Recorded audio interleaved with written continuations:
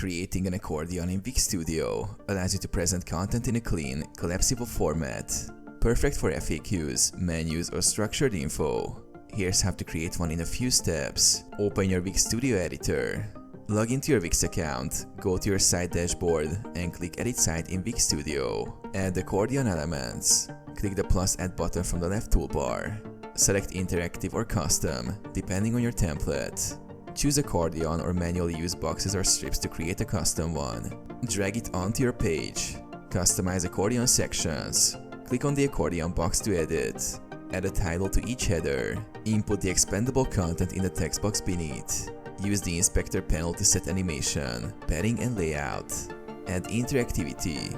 Use Wix Studio interactions. Set click actions to expand or collapse sections. You can also use collapse all except click logic for cleaner navigation.